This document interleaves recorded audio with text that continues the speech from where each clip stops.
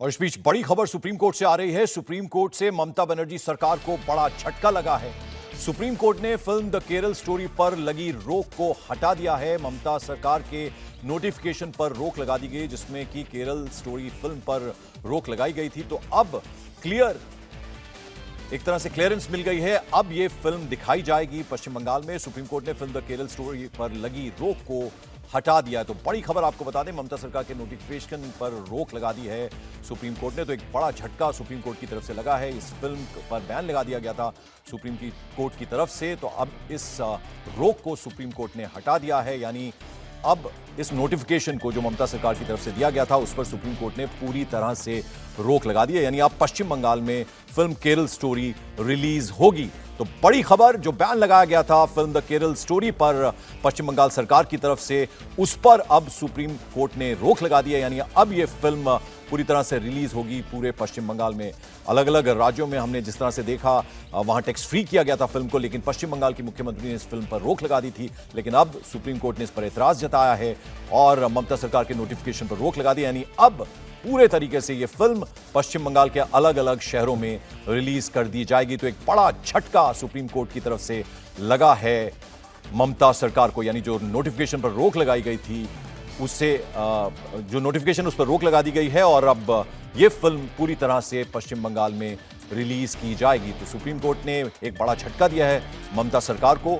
जो Kerala story film में पर रोक लगाई गई थी, जो बैन लगाया गया था, उसको हटा दिया। यानी अब पूरे पश्चिम बंगाल में अलग अलग शहरों में इस फिल्म को रिलीज किया जाएगा। और मेरी सहयोगी गौनिका भी हमारे साथ जुड़ी गई। गौनिका, चूंकि आप सुप्रीम कोर्ट की एक बीट देखती हैं, क्या इंफॉर्मेशन आपके पास?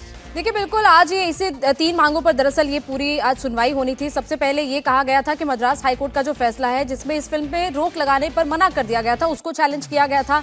उसके बाद ये कहा गया था कि पश्चिम बंगाल में फिल्म पर स्टे लगा दिया गया है, उसको फिल्म के मेकर्स ने चैलेंज किया। और साथ ही साथ तमिलनाडु सरकार में एक तरीके से हाफ बैन था, क्योंकि फिल्म को रिलीज वहां पर किया गया था, लेकिन उसके बावजूद फिल्म के थिएटर्स के मालिक हैं उन्होंने हटा दिया था, क्योंकि वहां पर सिक्योरिटी नहीं मिल पा रही थी थिएटर्स को। लोग थिएटर्स में जा नहीं पा रहे थे, जो जा भी रहे थे उनके साथ वहां बदसलूकी हो रही थी। तो इन्हीं चीजों को लेकर ये पूरी मांगे रखी गई थी और आज कोर्ट ने सुनवाई की।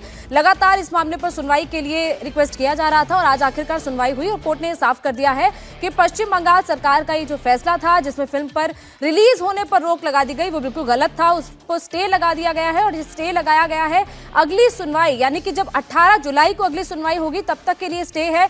फिल्म पश्चिम बंगाल में अब रिलीज होगी।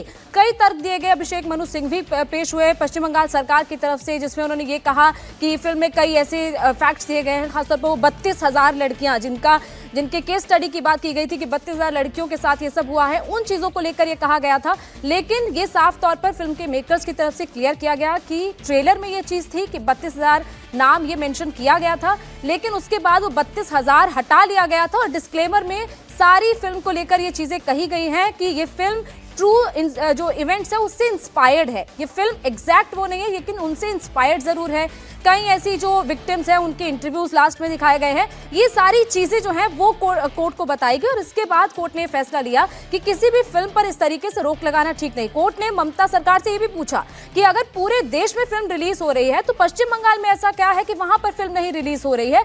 जिस पर यह जवाब दिया गया कि 13 लोगों का जो उन्होंने एफिडेविट फाइल किया, उसमें यह कहा कि 13 लोगों के बयान उसमें थे जो फिल्म देखकर आ रहे थे, जो कह रहे थे कि फिल्म में इस तरीके के कई फैक्ट्स हैं जो गलत दिखाए गए हैं, इससे वायलेंस हो सकती है, दंगे हो सकते हैं। जिस पर कोर्ट ने यह कहा कि सिर्फ 13 लोगों के बयान के आधार पर आप कैसे कोई फैसला ले सकते हैं। तो आज ये मुख्य बातें रही और तमिलनाडु में भी ये कहा गया कि थिएटर्स को सुरक्षा दी जाए। अब ये फिल्म जो है वो पश्चिम बंगाल के अलग अलग शहरों में रिलीज होगी। इंडिया टीवी हर वक्त हर जगह डाउनलोड करने के लिए सर्च करें India TV news Google play store या ऐप स्टोर पर।